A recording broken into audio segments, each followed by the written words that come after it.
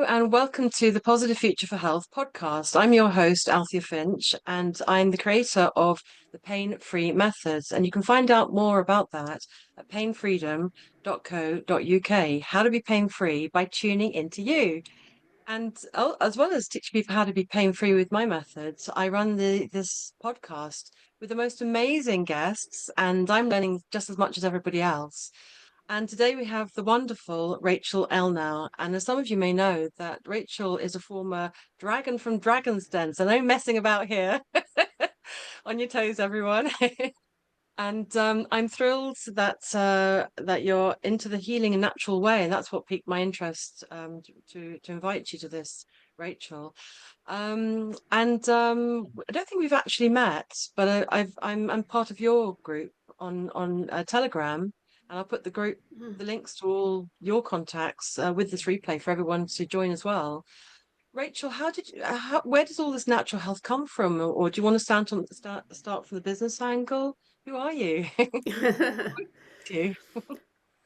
Well, that's a long story, but I back in 2013, I crowdfunded a platform called Source TV, and it was really a platform to encourage and to promote holistic therapists and coaches and transformational teachers. And as I started to, a bit like you, interview these people and work with these people and interface, they started to kind of invite me to experience their things. So, for example, Juliet Yelverton, who is a trauma healing therapist down at Healing Waters in Glastonbury, she said, "Oh, Rachel, come and I'd love to offer you a free trauma healing session." And so my response was, "I don't have any trauma." She says, "Oh, well, come anyway." And I'm like, all right then. Me. And then after 2 sessions, I realized like I had this huge amount of trauma that I didn't realize. And I ended up doing a 4-year trauma healing training, professional training with her. So as I Wow. was working with all these people, I kind of opened myself up into this massive natural healing journey. Because when I look back, my business life was very turbulent, and it was actually rooted in a highly traumatic childhood, which I had no awareness of. And then I opened in 2014, I opened into plant medicine work, specifically ayahuasca, and then eventually went to Peru and worked with the shamans in the Andes and in the Wow. jungle. And that was hugely inspiring. And then it really dawned on me, because by this point I was doing a lot of business mentoring. The penny really dropped that actually business is a healing journey. And when I introduced that into my mentoring, so my business mentoring wasn't just marketing techniques. I then started to do that deeper work with my clients, because essentially the business that they were trying to create, and specifically all the blocks that they were coming across, were all Mm, rooted in, quite often, in childhood trauma. So bringing the yeah. two together like a holistic, intuitive mentoring. So it was very powerful, and yeah. So I'm still on that journey, but it's really interesting how my life has evolved from hard-nosed business, Dragon's Den, through the whole mentoring journey, through to almost being a business healer. Yeah.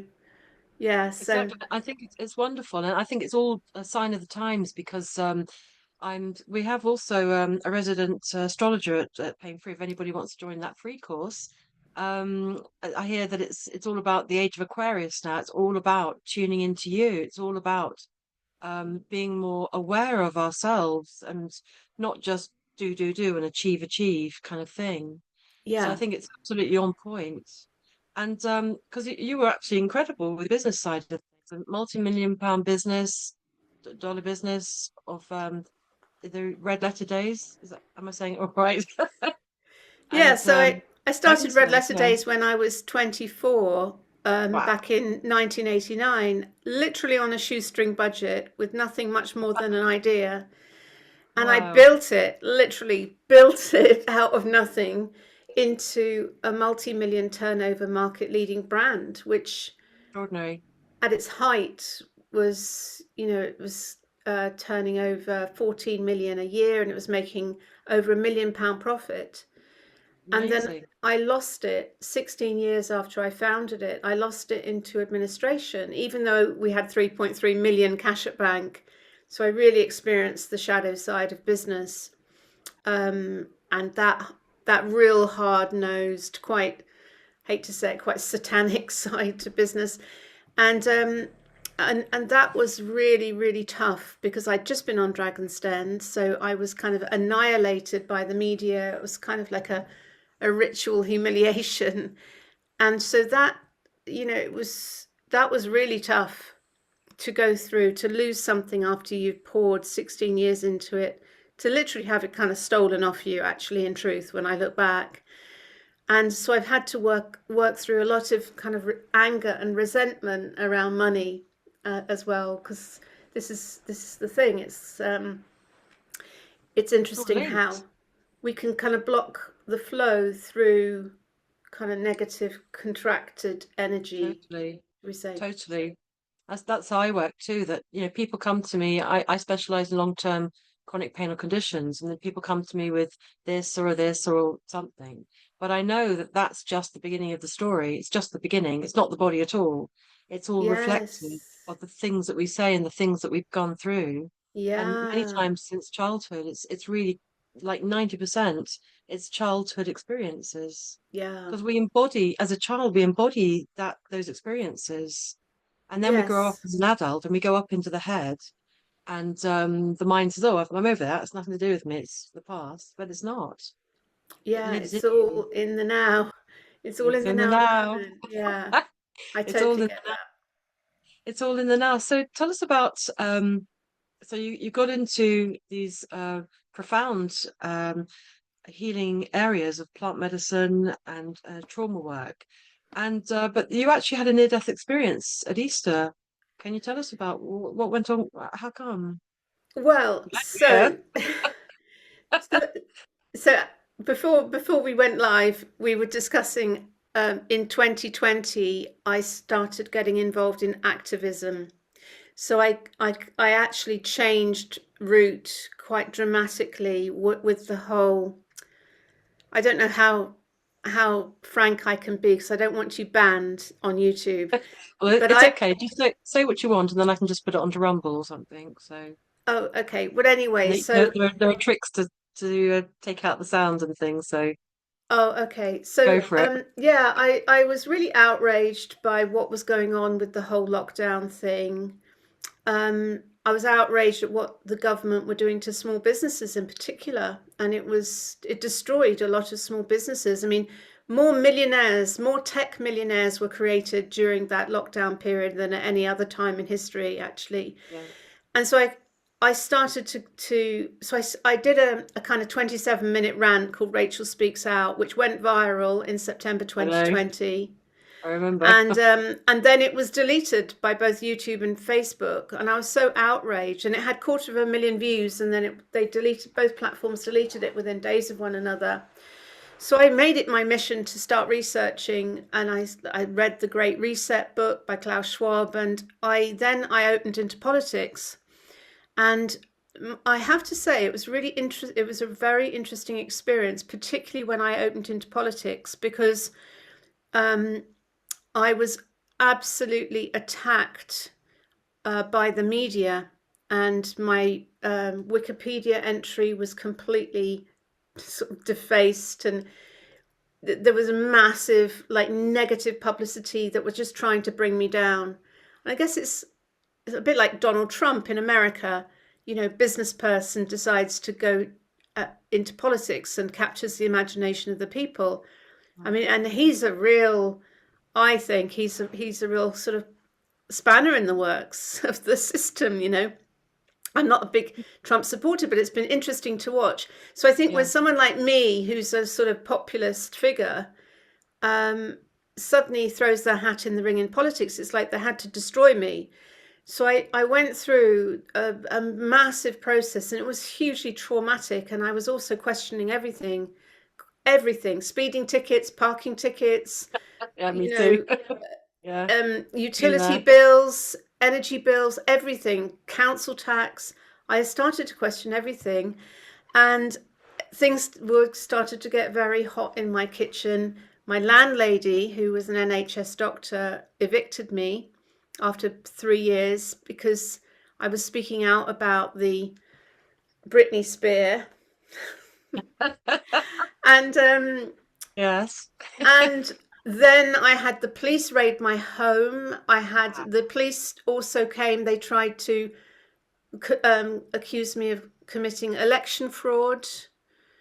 I really experienced the full force of the false matrix system. And eventually, I, I ended up I actually ended up praying. I just handed it all over to Jesus and to God in the end. And I ended up being offered a place to stay down here in Devon. So I'd Oh. been up in the Peak District drinking from the Buxton Spring natural living water, and Mm. it was like source flowed me to the sea. It really felt like that. So I'm living by the Wow. sea, but it was so traumatic and very, very stressful.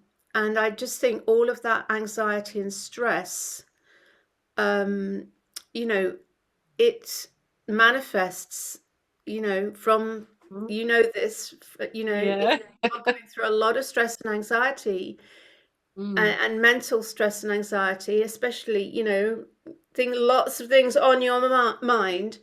Mm. And I had a group here, and we were doing. I had a sort of mentoring program, and anyway, we had an end of program celebration, Mm. and went out to dinner. And the next morning, one of them said, "Come on, let's go for a swim in the sea." And I thought, "Oh, that's a good idea." So, and it was March time, late March, early April. And it was Okay. so cold, and Yeah. I think that, and I basically, and after that, and I was going through quite a lot of emotional pain, and it felt like a massive relief to go into the sea. But then I had this headache, like a really, really a headache that would not go, like a permanent migraine, and I felt so ill. I felt like I was going to die. And my children had come here for Easter, and I was like, "I'm really sorry. I'm going to have to go and lie down. I'm going to have to. Mummy's going to have to go to bed." My children were quite old, but you know, and I couldn't really look after them. And in the end, I just said, I have to go to the doctor. I wasn't a big fan of the NHS. Couldn't get a doctor's appointment, and it ended up going to just Matt's. They sent me to A&E. They gave me a CT scan, and they found I had two bleeds on my brain. Wow. And so they blue lighted me by ambulance to Plymouth Derriford Hospital, the neurological ward. And I spent a week there under surveillance, and I had an exploratory operation to have a look at my brain, and, to sort of, and it really, 50% of people who have bleeds on the brain don't survive more than 28 Wow. days. And it's very associated to having a stroke. And I was on a ward with lots of people who'd had strokes or car accidents, head injuries, people who couldn't remember anything. And and so I was there really, really praying, like, and really realizing how much I loved life and I wanted to live. Mm. I feel quite emotional about that, but I think that's a turning point, isn't it? Because sometimes life kind of throws you, and clearly you're a tough cookie. Clearly, of your all your life experiences, you're a tough cookie, and taking no nonsense. And I think sometimes life, if you can't find the way forward, life kind of does it to you, and then it's yeah. options, and then you chose you wanted Yeah. that. Sounds So like. yes, I was lying in hospital and just handing it over to Jesus and saying, please heal me. And the interesting thing was, and I'd kind of seen this coming because last in January I created a mentoring program called 90 Days to Transformation, Mm. and it was just an experimental new program, and virtually everyone who signed up to that program was a holistic healer. Oh. And I thought, oh, okay, so I'm manifesting, the perfect set of people Mm. to assist me. And so the interesting thing was, one of them and I'm sure she won't mind me mentioning, one of them was the lady who brought doTERRA essential oils to the UK. She's Oh right at the wow. top of the, you might say, pyramid. It's obviously not a pyramid scheme, but she was the person who brought doTERRA oils into the Wow. UK. So she is an absolute advocate of doTERRA. Now, she'd given me some oils, some gifts of oils. Like, she'd intuitively sent me a whole load of oils, and one of them was yarrow pom. And apparently, it's really good for bleeds on the brain. So when this happened, you take like 3 drops under your tongue. So when this happened, she said, "Have you taken the yarrow pom that I brought you?" Mm. And this stuff is like £144 a bottle. I hadn't appreciated this elixir, so I got my sons to bring it to the hospital. So every day, I think at least once a day or twice a day, I was taking some yarrow pom. And essential Mm. oils are incredibly powerful and healing. And I was a great believer in Just plant medicine anyway, so it is a form of plant medicine. Also, the woman opposite, her brother came in. He was like a real hippie guy, and I got talking to him, and he was a sound healer. So he brought mm. his tuning forks, and he came and did tuning fork therapy on me in the hospital. Wonderful. Brilliant. And so, and I was also doing a lot of journaling and just, and then when I got home, doing lots of sound healing, solfeggio frequencies, and plant medicine, and just Bringing you natural back. healing. Bringing you back to balance, isn't it? Because Yeah. yarrow, I mean, you're a plant medicine specialist, and you probably know that yarrow. I always, I always try. I don't, I forget details and things. So I see things in pictures, and yarrow's got that looks like a brush. The little leaf looks like a brush. I always think, and Okay. if you Yeah. stuffed it into a vein, it would block it up, so it stops bleeding. It stops Ah, bleeding. interesting. Yeah. That's how So I so always think the of. pom is pomegranate. So anyway, Ah, yarrow and pomegranate, that's what that oil is. But together they're like okay. a, quite often with plant medicines like ayahuasca, they're a fusion of two plants which connect and create magic, like a magical alchemical combination. Anyhow, so to cut a long story short, I went back for the a follow-up MRI scan, because when you Mm. have a bleed on the brain, your body needs to clear it so they can see if there's any underlying tumor or aneurysm. And when I went back for the MRI, they said you've completely healed and there's no underlying problem. So that, Fabulous. yeah, so that was really, really And in powerful the, process and to in the go through. And in the Bible, it says herbs are there for the service of man, or something like that. So Yeah, I well, mean, the plant world's allies. I mean, allies. I do. I mean, I've done quite a lot of plant medicine, not just ayahuasca, but also San Pedro, peyote. I drink a lot of cacao as well, which is very heart opening. Mm. So I've worked with quite a lot of master plant teachers in Santa Maria, not so much, but I just appreciate the power of nature and in service to us for our healing and our enlightenment. Mm. Um, We've yeah, actually got the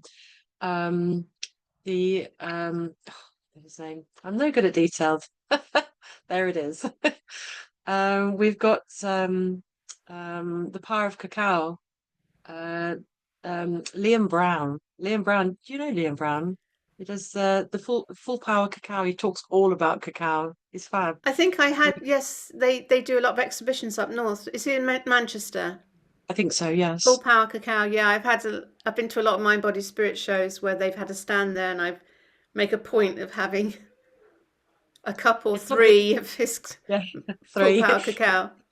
It's very special, isn't it? And I feel like when you drink it, it really kind of connects you to your spirit and to the plant Oh, world, I it's a think. real heart medicine, so heart opening. I'd recommend it to anyone who's looking for love and relationships, to have a daily dose of cacao, just to really be soften your heart, really be in that space of, yeah, Thank yeah. you. I'm a big So fan there of you were. cacao. So there you were, with lots of knowledge, gaining more insight, and having lots of guidance, and doing lots of things for yourself. And so that's when you sort of went more into what happened next after that. How did you? So you're After this new woman, back to yourself again. after the bleeds on the brain. Yeah. Well, the interesting thing was I'd already announced that I was going to do a new program called A Dragon's Guide to Business, and creativity is very healing. And so, because I basically knew that I had to commit to healing, but I also had this program which was due to commence, I think it was late April or May.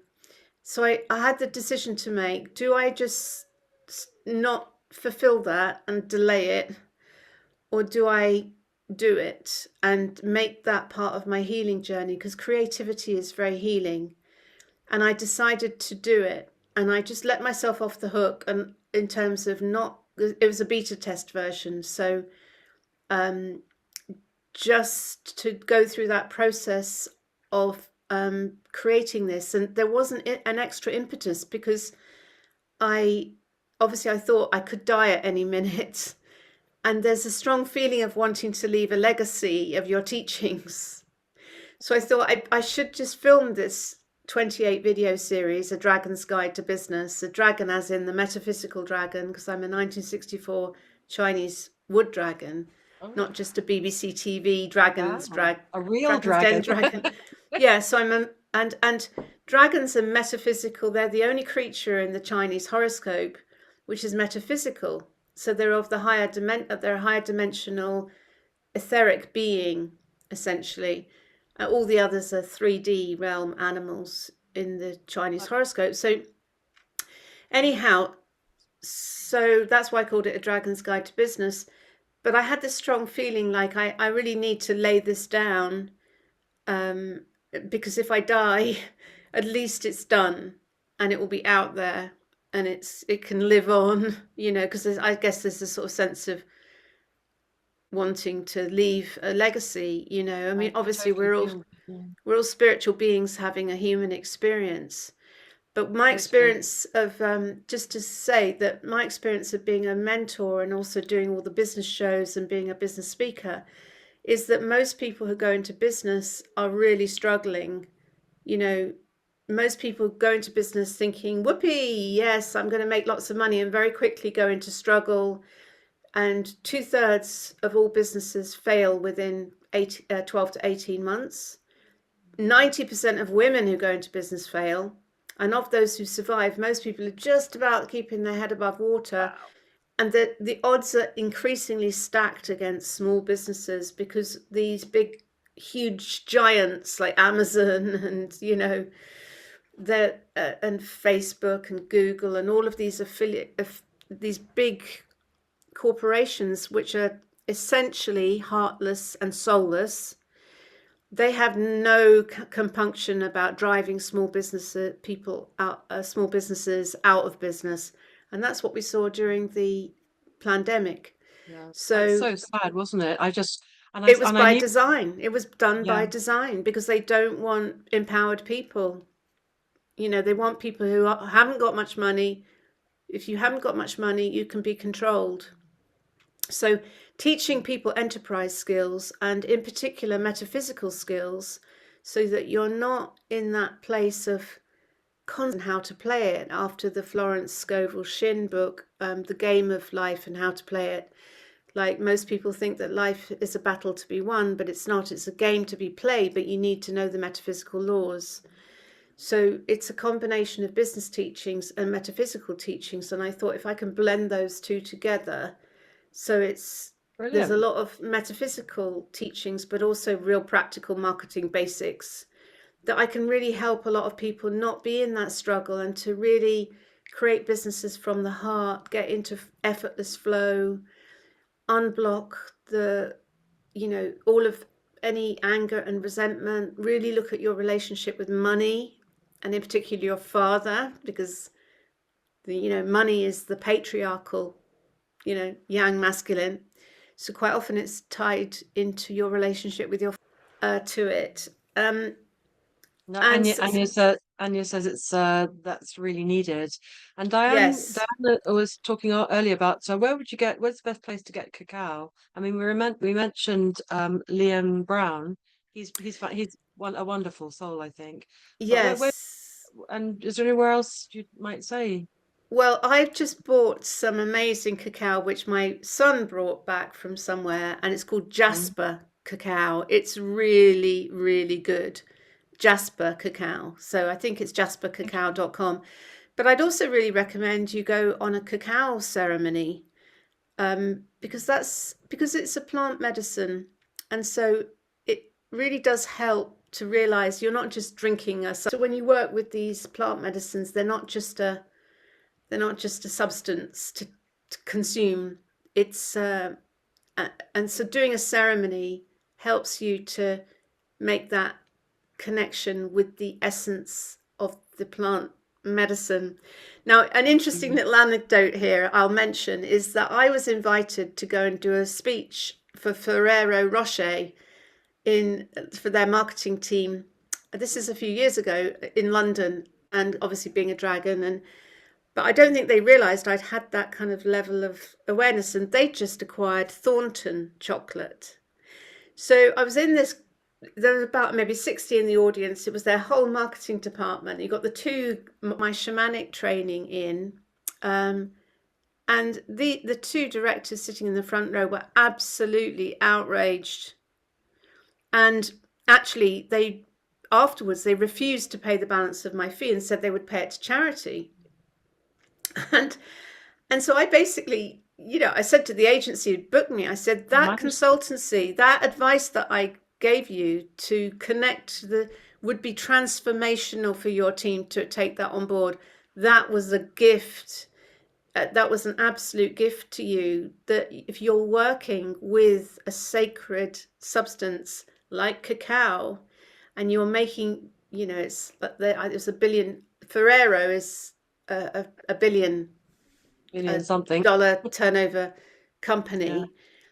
So if you're making money out of, it's a bit like making money out of real estate. I was having this conversation with my son about how it's an inversion of our relationship with Pachamama, real estate, and just making money out of land without connecting to the spirits of land.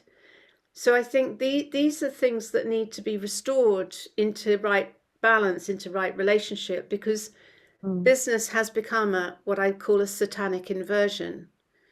But what So I think it's it's like is it, out of sync. Sorry, just to complete, just out sorry, of sync with please. nature. And I think restoring our balance and realizing that all abundance is rooted in nature, and the true abundance is really in water, which is all about relationship with money, because money can become polluted.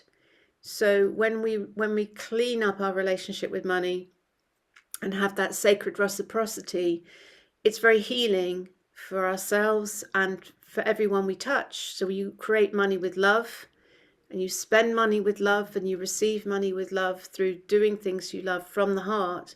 Mm. It's very cleansing for money to go through that loop and to be healed, so to speak. So Totally. I mean, I wonder whether it's just like a Western thing because I went to a friend's wedding in Japan. She's Japanese, and they were s- a a spiritual event, and we had the priest guy. I don't know what you call them over there, but the priest guy with all his regalia. We had this little sort of altar made, and it had a little mini hammer, a little mini scythe, and a little mini brick, and there was food, and we all had to drink this sake. And we had to be the owners of the house, the builders of the house, the plumber, the guy who's in charge of doing all the building, the land. We all had to do a little symbolic dig in the land to bury this yes, hammer. And it was extraordinary. And the whole thing, it was had to be a neighbor, a friend, a relative, the owner, all the yeah. pieces, all the people involved in this build. Can you come to this ceremony because you are infinitely engaged into this work and you will be forever connected to this house and responsible for the actions you take on this house. Can you imagine? Well, now just to mention here, Althea, I back in I think it's 2010, I actually went out to Kuala Lumpur and I trained in feng shui with Grandmaster Lillian Oh my Tu. goodness. And Wow. she'd written a lot of books around prosperity and get rich with water. So I was very interested because in my sort of still in my business mode, but opening into spiritual metaphysical themes. So I'm trained. I'm a trained feng shui consultant, and I've gone ever deeper with that and learning about the I Ching and the Bazi. So Western metaphysical wisdom is, sorry, Far Eastern metaphysical wisdom is very fascinating, and it is intrinsically shamanism, feng shui, about our relationship with the wind and the water and the land. And it's a very Beautiful. important, yeah, it's a very important if you want to create prosperity to look at what's going on in your home, look at what's going on in your southeast, which is your wealth is ruled by the wood. So obviously the sun rises in the east, which is like the tiger pouncing. And then the morning sun is like that rising energy of creativity, which is in the southeast, essentially, where the dragon lives. And so its element is water. So its element is wood, and it's fed by water. So enhancing your wealth sector is a really powerful thing to do to clear up your wealth sector, your southeast of your home, and to introduce lots of beautiful wood and maybe water features to get things flowing. So I'm a great fan of feng shui as, Fantastic. You know and I so teach. much. And, I've woven that into the Dragon's Guide, wow. and And also putting your intentions in the West in gold. West is the future, and it's ruled by yin metal, which is essentially like gold. So putting something golden in your West and a golden vision board of what you'd love to create in your future.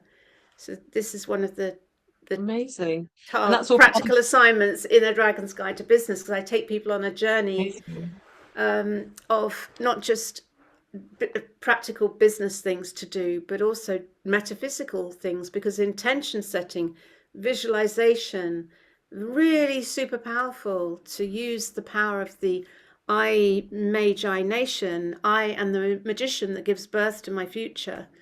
And that is the Christ within, which is what Florence Scovel Shinn teaches. Amazing. And it's very, very, of course, it's very, very popular. Of course, why wouldn't it? You've got all these different amazing elements and Mm. business prowess, and then this metaphysical side of it. I think you just do so well. I mean, you already are doing so well. We're going to open up to questions times now, and I see Diane nodding lots through your talk, Rachel, because I know Diane, and your patterns seem very, very similar. I'm going to make it so that you can everyone can unmute if you want to talk to Rachel. Just give me a sec.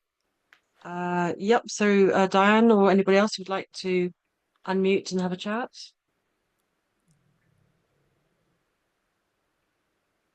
Hi, Rachel. Hi, What an Diane. incredible. If I was meant to be anywhere today at 2 p.m., it was here.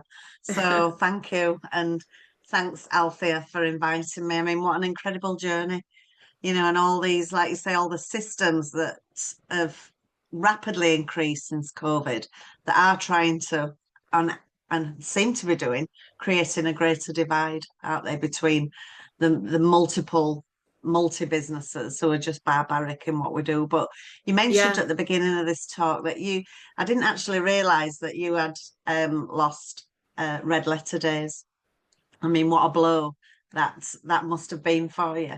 How was well, two things, because if it was how did that come about, the loss of that business? Was it business wise, or was it personal that brought that to an ending? What do you think that was when it was well, such a lucrative business? I could answer that on a sort of 3D level, and I Right. can also answer it on a metaphysical level. Because in the early 2000s, on a metaphysical level, I started to dream of my next business. So Mm. I went into my kind of left brain logical mind, which is, well, if I can just build red letter days and sell it, and if I can get 10 million pounds, then I can do what I really want, because I was really starting to open into feng shui and metaphysics at that time. And then I can put the 10 million pounds into creating a health spa for the soul. And I worked out the logo, and it's going to be called Cocoon. And And that's it. In my left brain, logical mind, that's what I thought I would do. But of course, the universe has different plans, because I was spending more time visioning this health spa for the soul than I was actually on my business. And so we just embarked on this big expansion plan to try to drive the business so that we could sell it. But lots of waves hit the ship. We brought in management consultants, which I wouldn't advise, parachuted in a chief executive to take it over and drive it. And we ended up with a whole variety of issues. The chief executive kind of overspent, and the sales didn't match his spending. And one of the big blows was that the bank overnight bonded our credit card takings. So basically, we were selling a lot of vouchers on credit card, and overnight they basically said, we won't give you that money until the person's done their experience or the voucher's expired. So it took like 6 to 9 months out of our cash flow, literally overnight. And so eventually, and this was Barclays Bank, and I'd highly recommend, the first rule of business, as my fellow dragon Duncan Bannatyne said to me, first rule of business, Rachel, do not bank with Barclays. Anyway, so they bonded us, and that eventually forced us into administration, even though we had 3.3 million cash at bank. And I learned a big lesson on that, in that whoever controls the money holds the power. And banks are utterly ruthless, and I think what they did was illegal, both illegal and unlawful. And after it all crashed, I did go to a lawyer to get advice of could I take legal action. And this lawyer just said, Rachel, you can either spend the rest of the money that you have left and the next few years of your life fighting Barclays, or you can just let it go and just move on. And so the thing is at the time, I thought it was the worst possible thing that could ever happen. But looking back, was the benefit of hindsight, I now realize I had to let Red Letter Days go to the next level of my own spiritual development, because this health spa for the soul that I just wanted to throw 10 million quid at, actually, for me to truly do a health spa for the soul, I needed to go on my own healing journey. And that's what I was advised when I started Source TV, was like, if you're going to do a business called Source, you need to connect to Source. So you need to understand Source energy. And that was very much when I opened to ayahuasca. I kept asking the medicine, show me how to make Source TV a success. And it just kept showing me how Source energy works. The power of intention, that literally with an intention, the entire universe starts to rearrange itself. So if you have a strong intention, literally you can bring out of the ether all of the magic and synchronicity and all these kind of amazing teachings. So and in all these incredible healings as well, which showed me why that whole Red Letter Days journey. So this is an amazing experience, this life, this 3D realm experience. It's an incredible experience. But when you don't realize, as Florence Scovel Shinn said, it's a game, and you're playing a game. And it's not a battle to be won, it's a game to be played. But you need to have knowledge of the spiritual laws as told by Jesus in the Bible or in many other sacred texts, So then my whole life opened up after Red Letter Days, I have to say. So I did get my health spa for the soul, but not quite in the form. It wasn't a building, in other words. Yeah. What an incredible journey. And I can so relate to that. Thank you. So relate to that. Thanks. I think as well, one of the things I've learned is that when we're operating on left brain and 3D and we're not meant to be, all the obstacles will show and we get moved over, or the doors open for us to move over. Anyway, I can relate to that. Yeah. Diane, what does WWOW mean, out of interest? Wonderful world of well-being. Oh, great. Fabulous. Love it. Yeah. And something similar happened to you, wasn't it, Diane? You changed your life because of certain circumstances too. Yeah, just in very short, it was late 80s, early 90s, I was working on a project to open a centre of wellbeing. And it was a 3-year project of getting the doors to open. There was nothing that should have stood in the way. All the left brain logic, planning, training. I'd hired 30 odd therapists waiting to come into the centre and open this wellbeing centre. And it was just really edgy, edgy, edgy. And the big obstacles, even the small stuff, they just shouldn't have happened. And one day I was driving and all of a sudden I just thought, this is just, there's something trying to get my attention and I don't know what it is. And I just pulled off the road. I rang my business at the time and I said, I'm not coming back. Thought I need to go home and let this unfold. There's something trying to get my attention. Because it was a 10-year plan back then. We always set 10-year plans, didn't we? Wouldn't dream of doing that now. And Yeah, so I just went home and sat in silence. And obviously now would call that meditation. And I just received this voice, this inner voice, who I now know who it is and visits me regularly as one of my guides. But she said you need, and this was in England, but and I'd planned to retire in Australia, and the voice came and said you need to go to Australia now. Because I just kept asking, what does my business need? What does my business need? And then it morphed into what does my life need? And it kept coming yeah, back to what does my life? And then this voice said, and the first day I heard it, I thought, oh, no. And then it happened the second day. So I just literally stood up and phoned immigration and started the process. And I actually went to Australia thinking I'll open this centre in Australia, which I did eventually. But what happened first was I needed to heal my life. yeah, That's And what it's a happens, isn't it? similar journey. And all of that brought about my return to the UK and the wonderful world of wellbeing. yeah. Wonderful. It's a Mm. great And story. Diane's been on the podcast too. I'll send you the link, Rachel, Cool. and everyone can find it on my website, painfreedom.co.uk. And would anyone else? Thank you so much, Diane. Thank you for sharing. There's a lot more behind that, but thank you so much for sharing. Could I just ask, sorry, I know other people probably want to ask questions. You were talking about your Dragon's Guide to. Your Dragon's Guide to what? I didn't get a chance to finish writing that down, Rachel, because I was listening. It's called A Dragon's Guide to Business. To And business. originally I was going to call it The Game of Business and How to Play It after the Florence Scovel Shinn book. Um, but then I had a real download, something that Lillian too said to me. She said, if you put dragon in the title of something, it's like a surefire success. Anything that has dragon in the title. And I kind of I was tuning in and I thought, yeah, I need to call it A Dragon's Guide to Business because and own my dragon, not make that earlier version of myself wrong, and really fully embrace it, but move it into the metaphysical because I am in essence a Chinese dragon.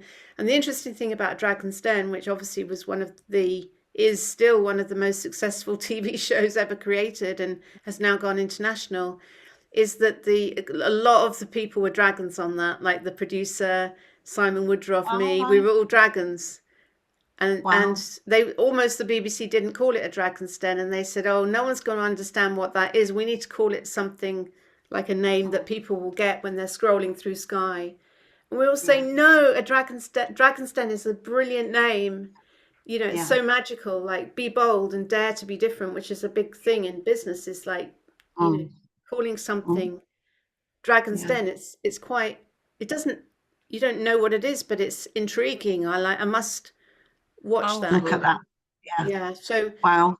being bold and That's daring to be different is important. And so it's very tempting in business to default to a safe choice. And that's what the producers and we all instinctively knew that it was a great mm. name and it would, but no one knew how successful it would be when we did that first series. But you could feel the magic that was being Mm. created. And you could like, wow, that rising energy of magic, a bit like when you hear like the first time I heard Crocodile Rock by Elton John back in 1970, it's just like, wow, this is the most amazing song. And it's like one of those massive hits. So you can Mm. feel magic and you know when it's being created but equally, you know when something's off and it's not quite there, you know, it's not, hasn't quite, you haven't quite got the magic. And so that's the thing, Dragon's Den is that. So that, just complete that, trialing and testing, adjusting, adapting till you get the formula right is really important, because you don't always get it right first time in business. So being flexible and really, because sometimes it's just like a combination lock. You have to keep adjusting and adapting, and then suddenly, boom, one day the floodgates open, and it's very effortless when a business takes off. It's like effortless. It's not hard work. It's like the door can just open it just by pushing with one finger, you know. So but it can take quite a lot of effort to get to that point. Definitely. Yeah. Anyway. Thank you so much, Rachel and Diane. And does anyone else want to ask a question? We're nearly at the top of the hour. Does anyone else like to speak to Rachel or ask a question? And you just came back in there. Yeah, thank you. It's interesting. I work with women who feel unseen and unheard. It's been my journey, and then the Zoom just crashes. I can't get on, not see. Oh, it's interesting, the mirrors that go on. My question is, yes, there are so many of us who are in the kind of healing therapies and want to build a business and get a few clients and get a bit out there, and then something happens and we shut down. Well, that's, yeah, okay, it's my experience, but it is a lot of other people I work with. What advice would you give to people like us who have a big message, a big story on their own healing journey, and just find it really hard to get out there in the business sense and be successful? Yeah. So my experience of that, having worked with a lot of people in the spiritual world, which is quite a yin, it's like a yin feminine as opposed to a yang masculine, there tends to be like a kind of mental block. Like, it's not, I shouldn't make money out of healing, for example, or I can't make money doing what I love, which is another thing, or it's got to feel like hard work. Oh yeah. So there's all these programs and limiting beliefs. And so there's a big piece about really fully being open to receiving money and to being in that flow of realizing how valuable what you do is. So I'll give you the example of Juliet. When I met her, Juliet Yelverton, who's the trauma healing lady in Glastonbury, because I was sort of mentoring her. Yeah, I've met her. Yes, and an amazing woman who's very into her Buddhist, devotion. Anyway, she was charging, I think she was charging, I don't know, £30 an hour for her trauma therapy.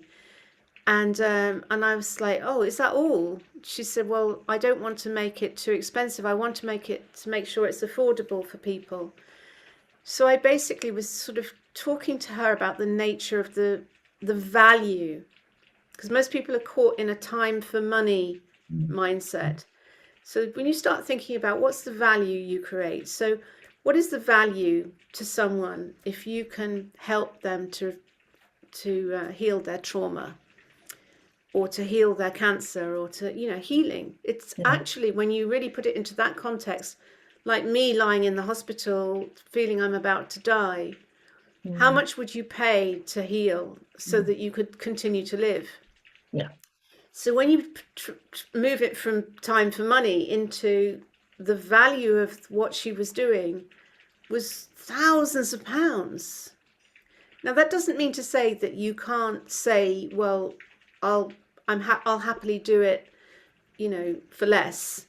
But when you really start tuning in, so what she moved from doing was, rather than offering like hourly sessions, she offered a trauma healing package, because also in her experience, she needed to do a program with people to really go deep and to hold the space for people as she worked with them.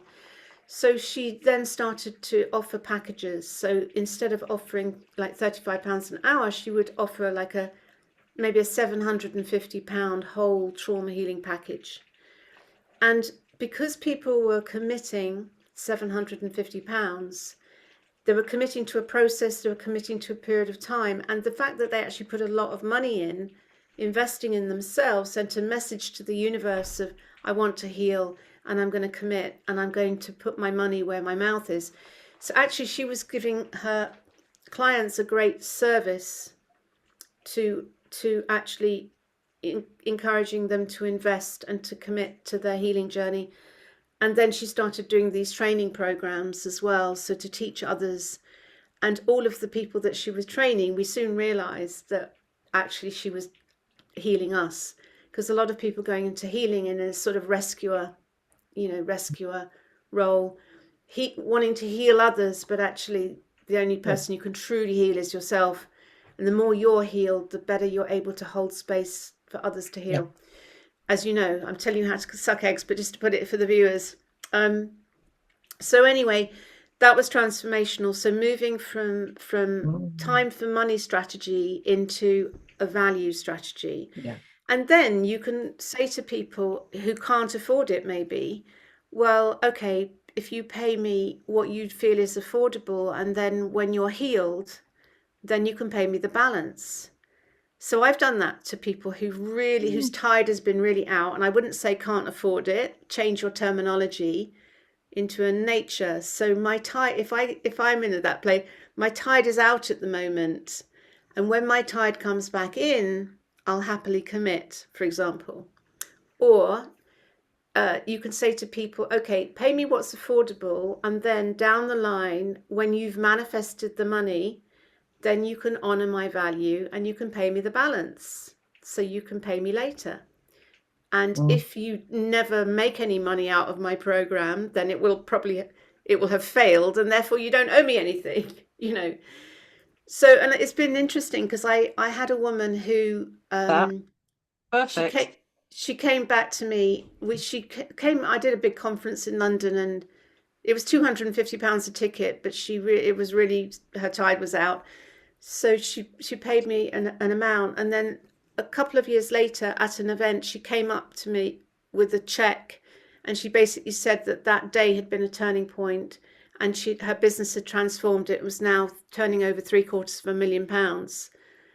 She still only paid me the amount. It was only a couple of £100. It would have been nice for her to pay me a tithe or something, but it was really beautiful. Yeah, it was really beautiful for her to come up and say thank you. That was a turning point, and as a result, I then went on to develop my business, and now I'm turning over £750,000. Yeah, so I'm gonna adopt that into my healing world, because I often get people who need so much and they just don't have the money, and I really feel torn. I mean, I do offer different layers of different amounts of programs, different price points, but yeah. it's heartbreaking when you know that you can help and they really can't afford it. I'm Well, going to do that to a client recently and let you know how it goes. and I think the two go hand in hand, because when you're ill, it's basically your life force energy is depleted, isn't it?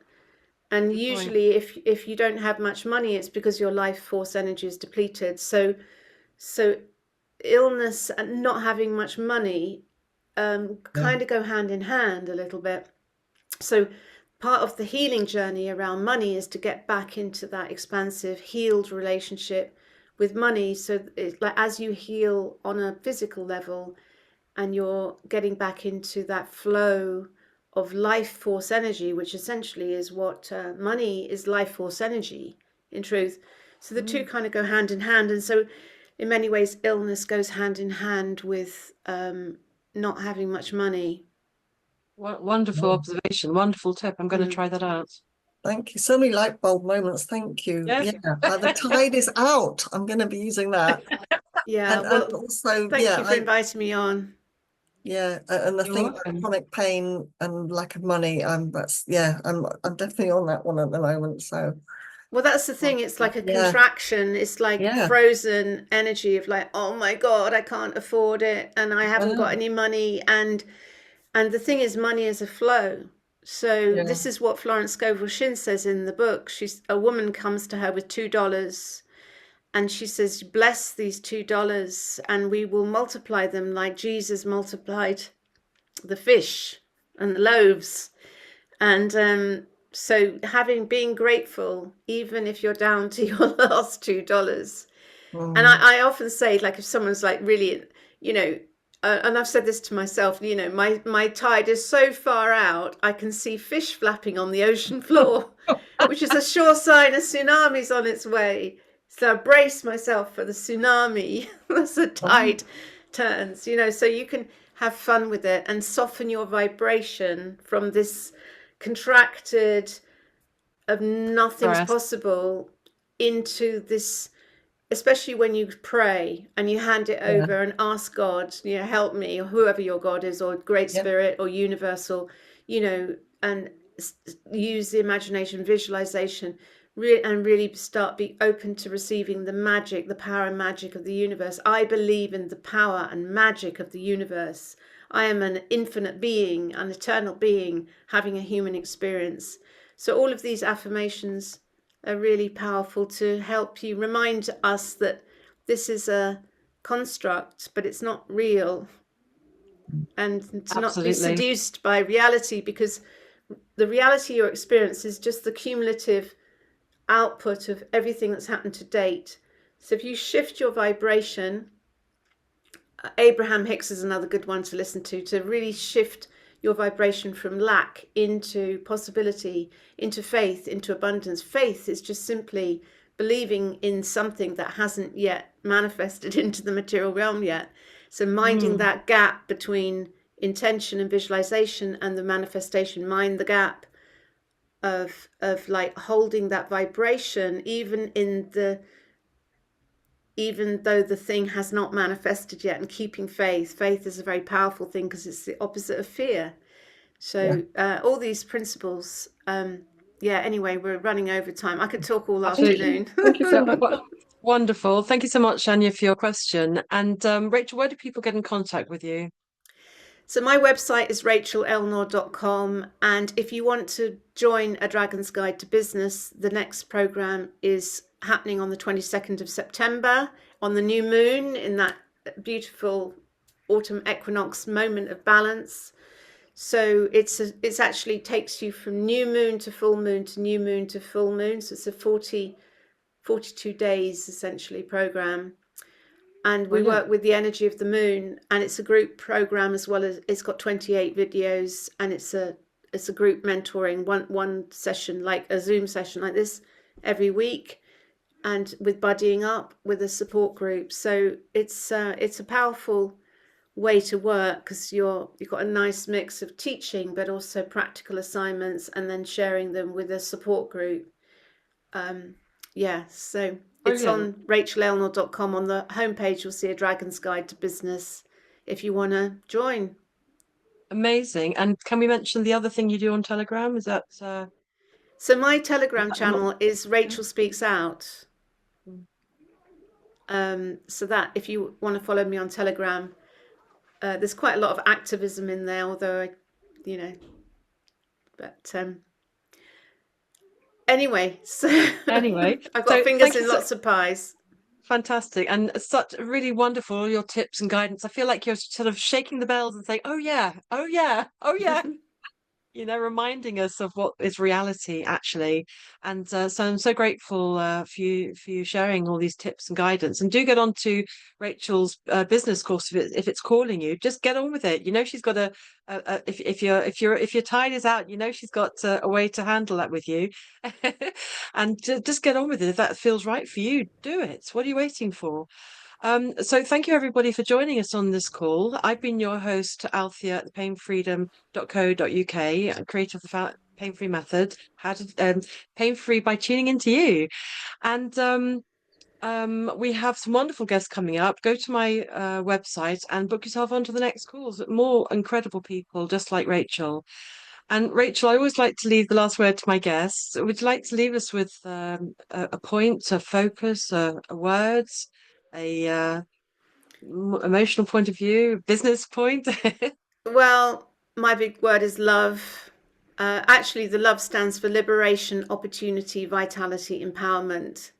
That was our political movement, although we weren't allowed to create a political party called Love. Hence, I changed my name Oh my gosh. Oh my Yeah, gosh. so it's You not the whole started the love story. movement. Oh my gosh. Yeah, I've forgotten all Yes. about that. Oh Yeah, wow. yeah, Do yeah. look into that, So everyone. yeah. And I think that is our task in this construct. It is a spiritual training program in how to be love, to be in that vibration of that sacred geometry of love, and to practice it and to be that in all of our work, and to teach it, and to be the living embodiment of that sacred geometry, because that ultimately is the most healing force in the universe. That is the fabric of the universe. Beyond the veil is just pure love.